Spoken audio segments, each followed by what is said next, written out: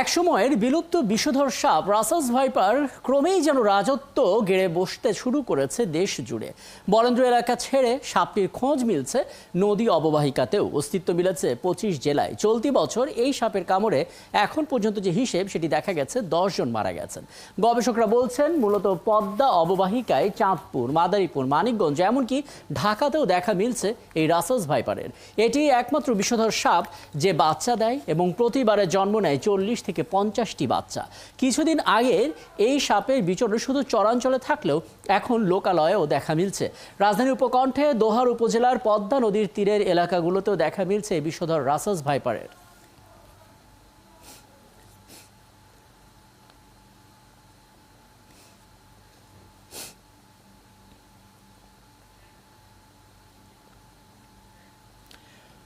Wild life and snake rescue team in Bangladesh এই নামের একটি সংগঠন সম্প্রতি রাসেলস ভাইপার বাংলাদেশের কোন কোন জেলায় বিস্তার ঘটিয়েছে তার একটা ম্যাপ প্রকাশ করেছে এবং তারা দেখিয়েছে যে আগে কেমন ছিল রাসেলস ভাইপার এবং এখনকার পরিস্থিতিটা আসলে কেমন, এবং এটা তারা তাদের সোশ্যাল মিডিয়া যে পেজ সেখানেও তুলে ধরেছে।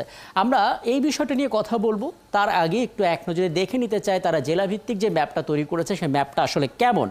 আমরা দেখতে পাচ্ছি রাসেলস ভাইপারের জেলাভিত্তিক ডিস্ট্রিবিউশন, যেটি আসলে wild and snake rescue team in Bangladesh তারা তাদের জায়গা থেকে তৈরি করেছেন।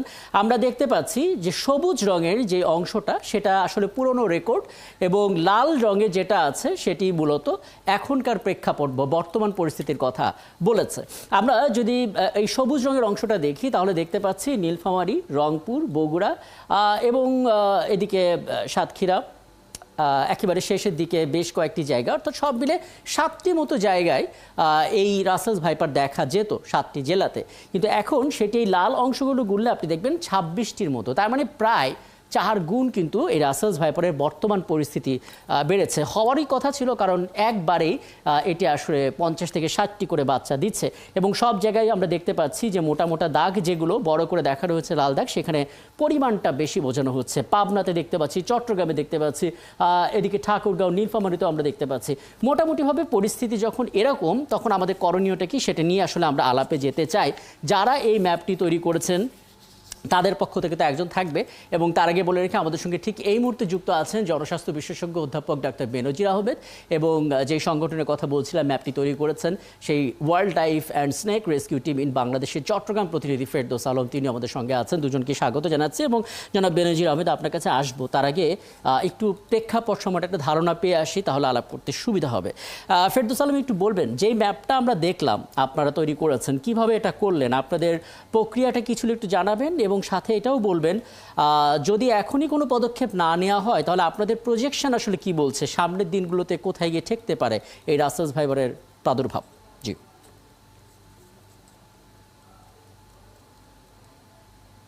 ধন্যবাদ।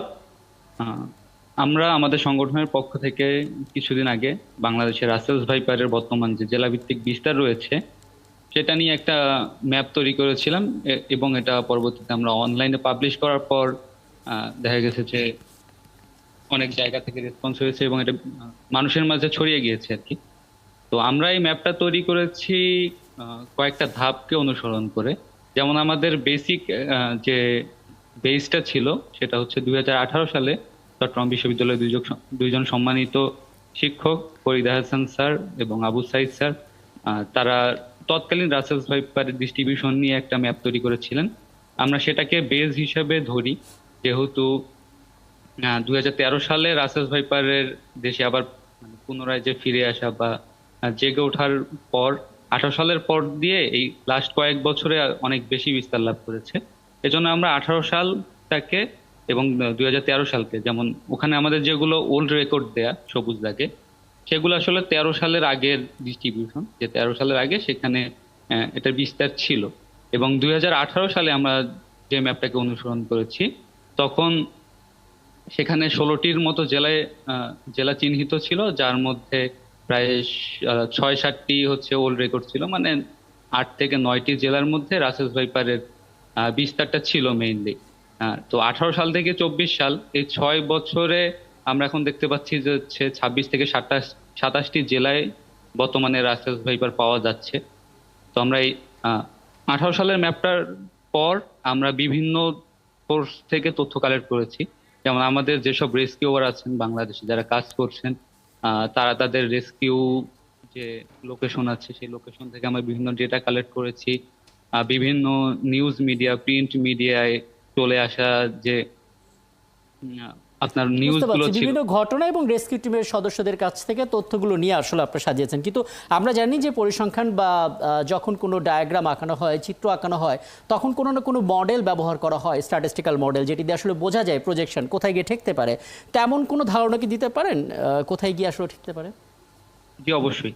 আমরা শেষ যদি 6 বছরের বা 4 বছরের যদি আমরা রাসেলস ভাইপারের বিস্তারটা লক্ষ্য করি, তাহলে আমরা দেখতে পাবো যে এটা হচ্ছে আপনার বরেন্দ্র অঞ্চলের পদ্মা থেকে শুরু হয়ে পরবর্তী পদ্মা হয়ে আপনার ঢাকা হয়ে পদ্মা হয়ে যখন মেঘনাতে এসে গেছে। তো এই নদীগুলোর যে অববাহিকা আছে, এই অববাহিকা ধরে আসলে রাসেলস ভাইপার ছড়িয়ে পড়ছে। আমরা যেমন বর্তমানে চাঁদপুর, নোয়াখালী, ফেনী, এমনকি চট্টগ্রামে পর্যন্ত রাসেলস ভাইপার পৌঁছে গেছে। এবং অপরদিকে যেটা বরিশালে হচ্ছে ছড়িয়ে পড়েছে, বরিশালের 2টি জেলা এখন আমরা যদিও কনফার্ম রেকর্ড পাইনি, কিন্তু অন্যান্য জেলা যেগুলো মেঘনা তীরবর্তী জেলাগুলো আছে এগুলোতে প্রচুর পরিমাণে। ঢাকাতেও আছে তাই তো নাকি? হ্যাঁ, ইভেন ইভেন ঢাকার মতো জেলাতেও, যেমন দোহার, পদ্মা তীরবর্তী, মুন্সিগঞ্জে প্রচন্ড পরিমাণে এটা ছড়িয়ে পড়ছে। আচ্ছা আচ্ছা, আমি আপনার কাছে সবশেষ একটি জানবো, সংক্ষেপে একটু বলবেন। সেটি হচ্ছে যে আপনাদের দিক থেকে কোনো সুপারিশ বা পরামর্শ আছে কিনা যে কোন কাজটা করলে রাসেলস ভাইপারটা নিয়ন্ত্রণে আসবে, সংক্ষেপে? জি অবশ্যই। এখন রাসেলস ভাইপারটার এরকম বিস্তার যদি আমরা দেখি, তাহলে বিস্তারের মূল কারণটা হবে আর কি রাসেলস ভাইপারের যে খাদকটা আছে, আমাদের ইকোসিস্টেমের যে খাদকগুলো ছিল, যেমন বিভিন্ন প্রজাতির ঈগল, চিল, শকুন, পেঁচা, শেয়াল, বেজি, গুইসাপ, এইসব যে হচ্ছে খাদকগুলো ছিল, এই খাদক শ্রেণী কিন্তু ধীরে ধীরে বিলুপ্ত হয়ে যাচ্ছে। আমরা তাদের প্রাকৃতিক পরিবেশ নষ্ট করে ফেলছি, তাদের বাসস্থান নষ্ট করতেছি, এবং হচ্ছে প্রচুর পরিমাণে হত্যা করা হচ্ছে, তাদেরকে লোকালয়ে আসাই মেরে ফেলা হচ্ছে। তো এসব এই যে খাদক গুলো বেড়ে যাওয়ার কারণে আসলে রাসেলস ভাইপারের যে সংখ্যাটা নিয়ন্ত্রিত হতো প্রাকৃতিক ভাবে, সেই প্রাকৃতিক ভাবে নিয়ন্ত্রণ হচ্ছে না। এছাড়াও বর্তমানে কৃষির উন্নয়নের ফলে বিভিন্ন চরাঞ্চলে পর্যন্ত রাসেল আমরা কৃষি কাজ করতেছি। তো এই কারণে হচ্ছে ইঁদুরের সংখ্যা বেড়ে গেছে ফসলের কারণে। বুঝতে তো পারছি এইভাবে আপনাদের। হচ্ছে হ্যাঁ, রাসেলস ভাইপারটা আমি বৃদ্ধি আমি পাচ্ছে। অনেকগুলো পয়েন্ট পেলাম, এগুলো নিয়ে ডাক্তার বেনজির আহমেদ আপনার কাছে আসতে চাই। সবটা আপনি শুনলেন, আপনার পর্যবেক্ষণটা একটু জানার চেষ্টা করব। ব্যবস্থাপনা নেওয়া যে প্রয়োজন সেটা আমরা বুঝতে পারছি, কি ব্যবস্থাপনা নেওয়াটা দরকার আসলে? ধন্যবাদ। এইটা একটা কৌতূহলোদ্দীপক ফাইন্ডিংস, জি এটা শুনলাম এবং কিছুদিন হলো পত্রপত্রিকায় দেখছি। তো আসলে শুধু রাসেল ভাইপার না, আমাদের বাংলাদেশে অনেক সাপ আছে, তার মধ্যে কিছু সাপ আছে যেগুলো বিষাক্ত, হয়তো 4টা 5টা বা আরো এরকম বেশি, এবং কম বেশি সেগুলো দ্বারা আমাদের প্রতি বছর অনেক লোকই মারা যায়। এরকম একটা ধারণা আমরা করি যে 6-7 হাজার লোক মারা যায়। এক সময় আমাকে এটা নিয়ে একটু কাজ করতে হচ্ছিল যে বিশ্ব স্বাস্থ্য সংস্থা নেগলেক্টেড ট্রপিক্যাল ডিজিজের তালিকায় এই সাপের কামড়টা ঢোকাবে কিনা এটা নিয়ে। তো তখন আমরা দেখলাম যে দুটো দেশ, ভারত বাংলাদেশ, এই দুটো দেশেই, ভারতে অনেক বেশি কিন্তু পাশাপাশি বাংলাদেশেও প্রতি বছর অসংখ্য লোক এই সাপের কামড়ে মারা যায়, এই বিষাক্ত সাপ। তো এখন প্রথম কথাটা যে কেন বাড়ছে, সেখানে একটা উঠে আসলো ফেরদৌসের কথায় যে ইকোলজিক্যাল ইমব্যালেন্স, জি অর্থাৎ আমাদের যে ফুড চেইন, সেই ফুড চেইনে কোনো একটা জায়গায় যদি আমরা কেটে দেই তাহলে তার একটা বিরূপ প্রতিক্রিয়া করবে মনে হচ্ছে, এরকম একটা। এছাড়া কেন বাড়বে এই স্বল্প সময়ের মধ্যে, যেটা 13 থেকে 16, 18, 20 সেই দিকে, সেটা একটা ভাববার বিষয় বটে। আমাদের কি এমন কোনো বড় পরিবর্তন ঘটেছে গত কয়েক বছরে যার কারণে এই বিষাক্ত সাপের সংখ্যা বেড়ে যেতে পারে বা সাপের কামড়ের সংখ্যা বেড়ে যেতে পারে?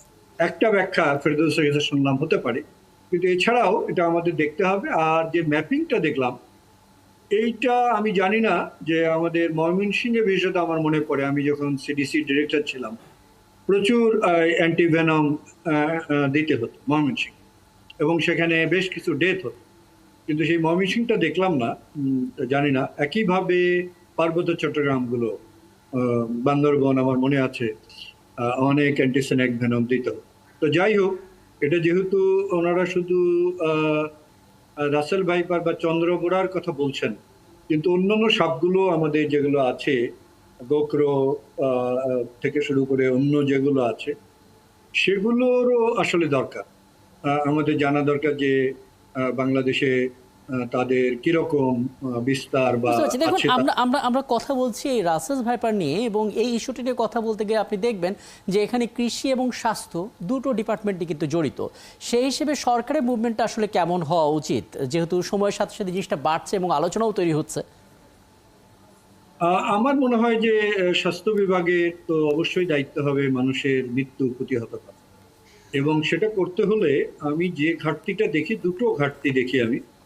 একটা হলো সচেতনতা, যে সাপ কামড় দিলে কি করতে হবে এই ব্যাপারে অজ্ঞতা বা কুসংস্কার বা ভুল পদ্ধতি অবলম্বন করা, এইটা মৃত্যুর সবচেয়ে বড় কারণ। আর 2 নম্বর হচ্ছে যে এই রোগীগুলো যখন হাসপাতালেও আসে সেখানে ঠিকভাবে তাদের ম্যানেজমেন্টটা অনেক ক্ষেত্রেই হয় না। এই দুটোর সম্মিলিত ইফেক্ট হচ্ছে যে সাপে, এই বিষাক্ত সাপের কামড়ে আমাদের মৃত্যুগুলো। সুতরাং এই দুটো জায়গায় আমাদের কাজ করতে হবে। আমি মনে করি আমাদের জলাতঙ্কের উদাহরণ থেকে, জলাতঙ্ক আগে একই রকম ছিল, কুকুর কামড় দিলে মানুষ ঝাড় ফুঁক নানা কিছু করতো, কিন্তু আমরা কিছু পদক্ষেপ নেওয়ার ফলে কিন্তু সেটা এখন আর নেই বললেই চলে। কুকুর কামড় দিলে টিকা নিতে হবে, এটা এখন মোটামুটি একেবারে প্রতিষ্ঠিত গ্রামেও পর্যন্ত, যে ঝাড়ফুঁকও নিতে পারে কিন্তু টিকা বাদ দেবে না। তো আমাদের সাপের বেলায়ও এই অবস্থায় নিয়ে যেতে হবে আমাদের প্রচারণাকে, যে সাপে কামড় দিলে অ্যান্টিসেনেক ভেনম দিতে হবে, অ্যান্টিভেনম দিতে হবে। এবং আমাদের এইটা এখন কিভাবে করা যায়, আমার কাছে মনে হয় যে আমাদের সবচেয়ে বেশি যে প্রতিষ্ঠান সারা দেশ জুড়ে আছে সেটা হচ্ছে কমিউনিটি ক্লিনিক। তো আমার মনে হয় এই কমিউনিটি ক্লিনিক, তারপরে হচ্ছে উপজেলা হেলথ কমপ্লেক্স হয়ে জেলা, এইটার একটা আমাদের এই ব্যবস্থাপনা একটা মডেল দাঁড় করাতে হবে। এবং কোনো লোককে সাপের কামড় দিলে তারা যেন ওই সিএসসিপি শরণাপন্ন হয়, যাতে করে সিএসসিপি তাকে দ্রুত হাসপাতালে রেফার করতে পারে। এবং একটা রেফারেল মেকানিজম, যদি ওই উপজেলা হেলথ কমপ্লেক্সে সাপের অ্যান্টি ভেনম না থাকে তাহলে এটা যেন দ্রুত সংগ্রহ করা হয়, কেননা এখানে টাইম ইজ মানি। সময় ক্ষেপণ হলে জি। অনেক ক্ষেত্রে আমরা রক্ষা করতে পারবো না। এবং পাশাপাশি আরেকটা ঘাটতি আছে আমাদের এই হাসপাতালগুলোতে, ডাক্তার নার্স অন্যান্য প্যারামেডিক যারা আছে সকলকে এই ব্যাপারে এই মানে ট্রেনিং দিতে হবে যে তারা কোনো দ্বিধাদ্বন্দ্ব ছাড়াই এবং তারা উইথ সাম এক্সপার্টাইজ তারা যেন এই ম্যানেজমেন্টটা করতে পারে। এই দুটো জায়গায় আমরা যদি অনেক একটু বেশি মনোযোগ দেওয়া প্রয়োজন, এবং এবং আপনাকে আসলে বিশেষভাবে ধন্যবাদ। মানে এই কঠিন সময়ে চমৎকার কয়েকটি পয়েন্ট আপনি তুলে ধরলেন, এবং আসলে কমিউনিটি ক্লিনিক পর্যায়ে যদি অ্যান্টিভেনমগুলো পৌঁছে যায় তাহলে হয়তো কিছুটা হলেও পরিস্থিতি নিয়ন্ত্রণে আসা যাবে। আপনাকে অনেক ধন্যবাদ, আপনি আমাদেরকে সময়টা দিয়েছেন। জনস্বাস্থ্য বিশেষজ্ঞ অধ্যাপক ডক্টর বেনজির আহমেদ আমাদের সঙ্গে ছিলেন, এবং সেই wild life and snake rescue team in বাংলাদেশের চট্টগ্রাম প্রতিনিধি ফেরদৌস আলম, তিনি আমাদের সঙ্গে আছেন, এবং আমরা কথা বলছিলাম